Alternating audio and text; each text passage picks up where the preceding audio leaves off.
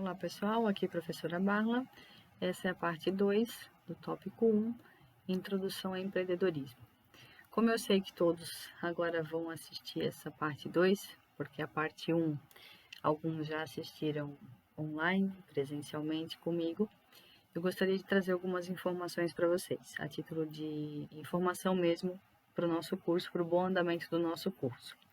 Primeiramente, na nossa primeira aula, eu solicitei para vocês que a cada aula que nós estivéssemos assistindo, então, seja no presencial ou no online, que nós tivéssemos junto conosco, então, um caderno, uma caneta, uma folha, uma caneta, algo para nós podermos anotar, certo?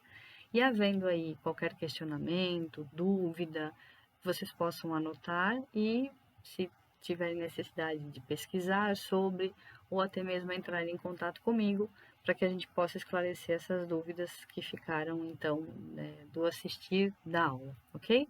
Esse é o primeiro comunicado.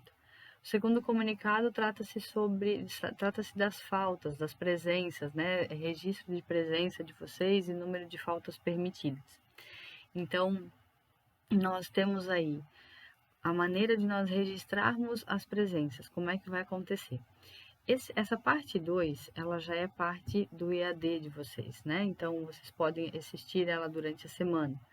Após a nossa aula, ficará organizado da seguinte forma. Após a nossa aula presencial na segunda-feira, será então postada o exercício, a atividade de vocês no SIGA.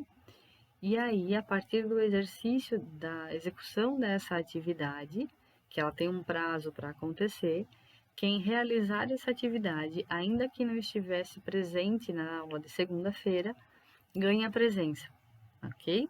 Porque para você poder realizar a sua atividade do tópico, né, atividade da disciplina do tópico, você vai precisar assistir as duas aulas, tanto a aula que aconteceu, né, síncrona na segunda-feira, vai ficar gravada, vai ser postada no SIGA, a pessoa vai assistir essa aula, em seguida ela vai assistir a parte 2, ou ela vai ler um texto, enfim, a depender da atividade da semana, e aí então vai executar essa atividade. Claro, né, gente, eu gostaria que todos estivessem presentes. Quanto mais vocês estiverem presentes conosco, melhor é a nossa interação, melhor é o nosso contato, a nossa comunicação, né? Mas eu entendo também que às vezes não é possível. Então, quando não for possível a presença de vocês na segunda-feira, será solicitado que vocês assistam a aula, vão até o SIGA e verifiquem a atividade da semana. No nosso caso, nessa semana, é mais um vídeo de aula e daí em seguida um exercício. Realizando o exercício, a presença de vocês estará, ok, registrada no sistema, tá ok? Referente às faltas, nós temos aí que vocês poderiam faltar então em 5 aulas presenciais e outras 5 na semana. No total, na verdade, como essas aulas presenciais e da semana acabam sendo uma coisa só, nós temos aí que vocês podem faltar no máximo de 5 aulas, 5 semanas, ok? Mas assim, vejo que não é bom. Eu sei que cada um aí tem uma necessidade, enfim, mas sempre que vocês conseguirem, ainda que não estiverem presente na segunda-feira assistindo a aula, tentem realizar o exercício e não perder a presença, né? Até porque, entendo, e pelo que vocês responderam no fórum, vocês estão aqui para adquirir conhecimento. E de nada adianta vocês, mesmo que não estiverem presentes, não se interessarem pelo conteúdo que foi passado, se o objetivo de vocês, a motivação de vocês de estar aqui é adquirir conhecimento, ok? Então, né, alinhado as duas coisas, seria interessante que vocês pudessem realizar esses exercícios durante a semana. Normalmente, os períodos são, né, nós temos aula segunda-feira, e aí vocês ficam até o próximo domingo com prazo para realizar a atividade. Então, vocês têm aí a semana toda, mais o final de semana, tá ok? Então, sempre vou avisando vocês, a gente vai se comunicando, tá? Só mais uma questão. Nós criamos um grupo de WhatsApp para comunicação através de um link. Então, eu vou colocar esse link também no documento desse tópico 1, no tópico 1 nós teremos um documento com os links de todos os sites, notícias apresentadas durante aqui a nossa aula, tá? E aí nesse documento lá, se eu não me engano, o nome dele está como links do tópico 1, algo assim, estará lá no Siga.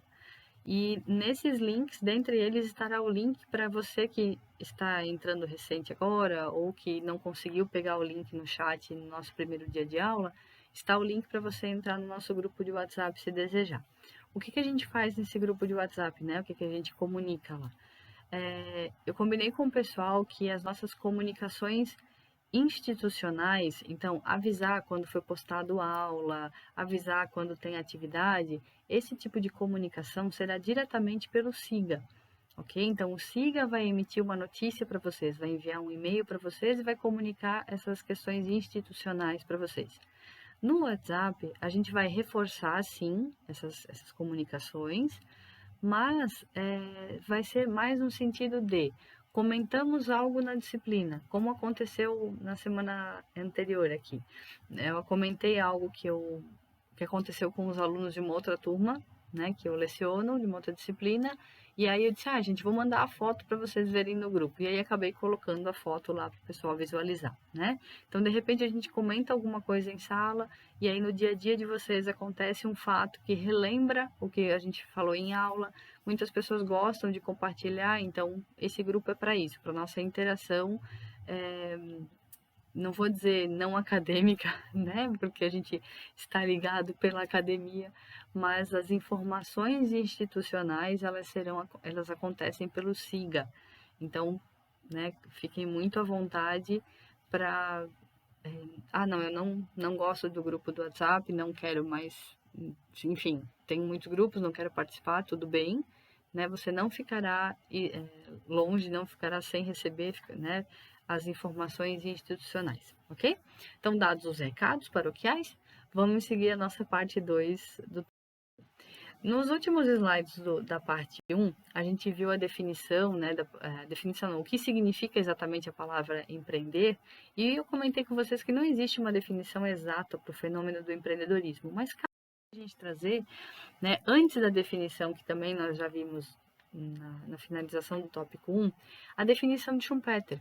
Schumpeter, em 1949, ele traz a definição de empreendedor como aquele que destrói a ordem econômica existente. Lembram da destruição criativa de Schumpeter? Então, esse é o empreendedor para ele, né? A pessoa empreendedora. Ela destrói a ordem econômica existente. De que maneira? Pela introdução de novos produtos ou serviços, né? Pela criação de novas formas de organização ou pela exploração de novos recursos e materiais. Então, vejam, quando a gente associa o empreendedor a alguém que cria o seu próprio negócio, nós estamos olhando para apenas um nicho de empreendedores. Nós podemos olhar e devemos considerar como empreendedor também pessoas que modificam a utilização de recursos que já existem na organização, né?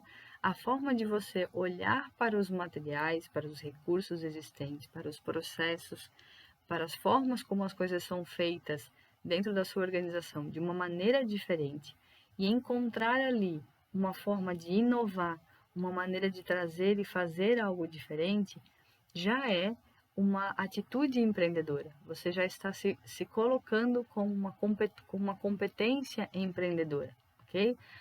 Mas veja, professora, eu tive essa ideia dentro da minha organização, lá onde eu trabalho, nós mudamos os processos, ok? Mas eu não me considero um empreendedor, ok? Você pode não se considerar um empreendedor, mas muito provavelmente, se nós formos analisar a situação, né, com as características empreendedoras, você vai ver que a sua ação, o seu movimento dentro da organização, a sua inovação, digamos assim, causou um novo movimento, uma alteração, né, na ordem da organização, na forma, talvez, das pessoas pensarem, realizarem o seu trabalho, e você, muito provavelmente, se isso foi implantado, se, né, está dando certo, você alterou algo economicamente dentro da organização. Então, você destruiu a ordem econômica que existia pela introdução de uma ideia, e essa ideia, né, teve a ver ou com processo, ou com recursos, ou com materiais, enfim. Então, vejam, empreendedor não é só aquele que abre o seu próprio negócio e que tem uma segunda fonte de renda, ou até por sair, né, ter sido desligado de uma empresa, tem a sua primeira fonte de renda. O empreendedor é aquele que, mesmo estando dentro de uma organização, né, mesmo estando dentro de uma empresa, mesmo sendo regido pela CLT, ele causa modificações, né, ele provoca modificações. E aí a gente viu também, né, no final da primeira parte, a definição de Juliano, 2011. Então vejam, Schumpeter, 1949, já falava desse empreendedor que muda, né, que faz revoluções, digamos assim.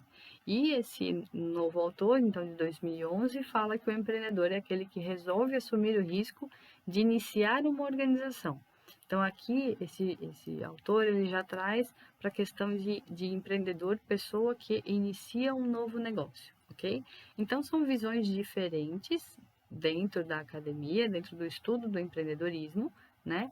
E que algumas são mais abrangentes, outras são mais específicas, ok? De toda forma, a gente sempre vai ter aí o empreendedor como alguém que identifica oportunidades e que tem características específicas, né, e pessoais, óbvio, e também que segue um processo empreendedor, ok? Então, assim, existem semelhanças, né, no decorrer dessas definições, ainda que elas pareçam muito diferentes. Então, por que esse empreendedorismo, esse empreendedor, ele está e deve estar diretamente ligado à inovação e à criatividade, né? Charles Darwin cunhou a teoria da seleção natural e ele fala que quanto mais variação uma espécie apresentar, maior será a chance da sua perpetuação. E inovar inovar tem a ver com essa necessidade de as pessoas serem diferentes, ou seja, reduzir as chances de se igualar aos seus competidores. Então, quando você resolve fazer diferente, você tanto pode aproveitar um novo mercado, você também pode criar um novo mercado. De uma maneira ou de outra, ou aproveitando o mercado que já existe, ou criando um novo mercado, você aumenta as chances do seu. E aí a gente tem alguns aspectos inerentes ao empreendedor. O empreendedor tem iniciativa, ele é uma pessoa proativa em tudo que ele faz. E aí ele vai ter essa iniciativa para criar um novo negócio. E paixão pelo que ele faz, né? Motivação. Eu gosto de usar a expressão brilha os olhos. Quando o empreendedor fala do seu negócio, brilha os seus olhos. Ele utiliza os recursos disponíveis de forma criativa, transformando o ambiente social e econômico onde ele vive. E ele aceita assumir os riscos e a possibilidade também de fracassar.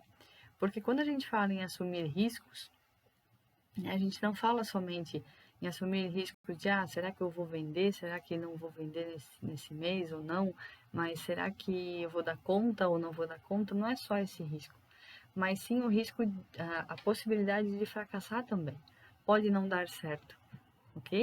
As informações, quando a gente pergunta para o empreendedor, né, o que te levou a empreender, né, de tudo que os empreendedores falam nas pesquisas que são feitas, um tópico é muito, muito, muito relevante, que é a paixão, que é o gostar, o querer, a motivação efetiva para empreender, né? Então, esse é um ponto que é comum em quase todas, vamos dizer assim, as entrevistas que a gente faz, né, de processo empreendedor, empreendedorismo. O que te levou a mudar esse processo dentro dessa organização? Por que você pensou nisso, né?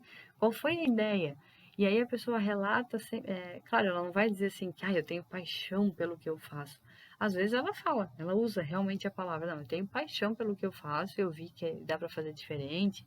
Ok, sim, mas não necessariamente ela usando essa palavra, as pesquisas demonstram, né, que pela forma como as respostas são conduzidas, essa paixão pelo negócio, pela atividade do empreendedor, ela está sempre esse outro exemplo aqui, ele serve também para aquele empreendedorismo já dentro de uma organização, não necessariamente criando nova empresa. Esse aqui já é para criação de novos negócios, ok? Então, né, o modelo de Timmons para o processo empreendedor, ele traz aí, né, que nós temos forças externas, o mercado de capitais agindo, né, as incertezas do mercado, a ambiguidade, e aí nós temos fatores como comunicação, liderança e criatividade que vão atuar dentro do nosso processo empreendedor, que considera 3 esferas principais, que é a oportunidade, os recursos, então a existência de uma oportunidade, a existência de recursos disponíveis e uma equipe preparada, disponível, disposta a trabalhar num business plan, que é um plano de negócios, né? Então, essa equipe, gente, não necessariamente precisa ser de início uma equipe. Ela pode ser formada por uma única pessoa, né? Não necessariamente você tem aí 2, 3 pessoas trabalhando num mesmo negócio, pode acontecer também, mas não se esqueçam de que essa equipe, né, ela pode ser formada para diante ou ela pode ser um microempreendedor individual que ele resolve não ter seu colaborador, que hoje pode né? Está em análise uma legislação talvez que tragam a possibilidade, trará a possibilidade de 2 colaboradores, mas de início seria apenas um. Então, inicialmente, essa equipe a gente pode entender como o empreendedor mesmo, né? A pessoa que teve a ideia, a pessoa que vai seguir atrás dessa oportunidade com os recursos disponíveis. Então, a London Business School e a Babson College, né? Eles são 2 instituições renomadíssimas no estudo do empreendedorismo e elas falam de 2 motivações básicas para que uma pessoa inicie o empreendimento. Então, né, a primeira delas diz respeito à questão de oportunidade. Apareceu uma oportunidade e as pessoas se desdobram, então, para transformar essa oportunidade num negócio de sucesso. E a outra motivação, então, está relacionada àqueles que estão insatisfeitos com a renda atual ou ainda sem renda.